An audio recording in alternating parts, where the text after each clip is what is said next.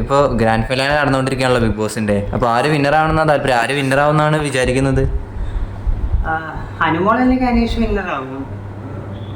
അതിപ്പോൾ അതിൽ രണ്ടുപേരിൽ ആര് ആവും എന്നുള്ളത് ഭയങ്കര കൺഫ്യൂഷനാണ്. എല്ലാവരും ആകാംക്ഷയോടെ വെയിറ്റ് ചെയ്തിരിക്കുകയാണ്.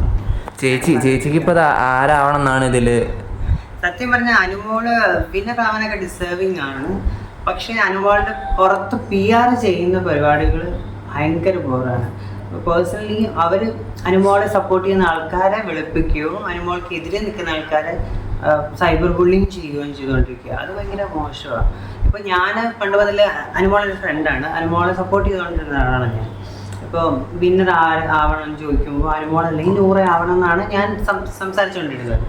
അപ്പം കഴിഞ്ഞ ദിവസം നൂറയുടെ ഒരു തെറ്റിദ്ധാരണ ഉണ്ടായിരുന്നല്ലോ, ടിഷ്യൂ പേപ്പർ ഉണ്ടായിരുന്നു. അപ്പോൾ അതിൻ്റെ ഒരു റീലി അനുമോളുടെ PR ടീം ഇട്ടപ്പോൾ അതിൻ്റെ ഇടയിൽ പോയിട്ട് ഞാനത് ടിഷ്യൂ പേപ്പർ അല്ല, അതൊരു മേക്കപ്പ് പ്രോഡക്റ്റ് ആണെന്ന് പറഞ്ഞ് കമൻറ്റ് ഇട്ടു.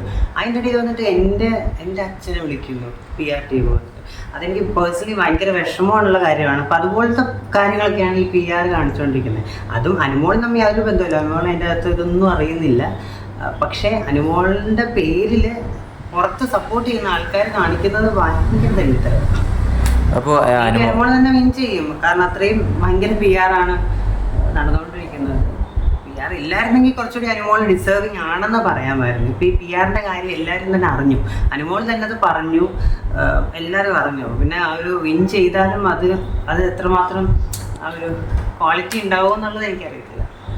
ഓക്കെ, അപ്പോൾ അനുമോളും അനീഷും തമ്മിലുള്ള ഒരു ലവ് ട്രാക്ക് എടുത്ത് വന്ന് പോയല്ലോ. അപ്പോൾ അനുമോള് എന്താ പറയുക, അനീഷിനെ എന്താ പറയുക ജസ്റ്റ് നൈസായിട്ട് ഒന്ന് ഒഴിവാക്കി വിടുന്ന തേക്കുന്ന ഒരു വിധത്തിലൊക്കെ വന്നു.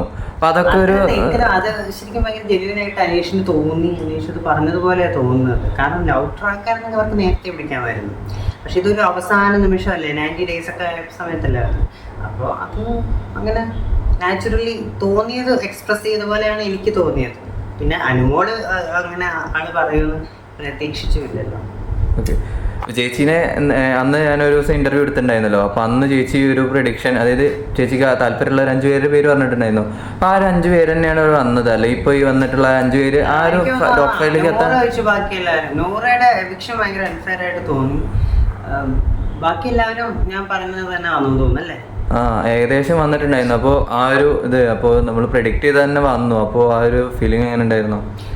ഭയങ്കര ഹാപ്പിയാണ്. പക്ഷെ നൂറ ഇല്ലാത്തതിലൊരു വിഷമം കൂടിയാണ്. അതെനിക്ക് തോന്നി ഈ പുറത്ത് ആൾക്കാർ റീ എൻട്രി ചെയ്തപ്പോൾ അത് അവർ കുത്തിത്തിരിപ്പുണ്ടാക്കാൻ വേണ്ടി സംസാരിച്ചതും ആയിരിക്കത്തില്ല. പക്ഷെ അത് അങ്ങനെ ആയിപ്പോയി, കുറച്ച് പ്രശ്നങ്ങളായിപ്പോയി.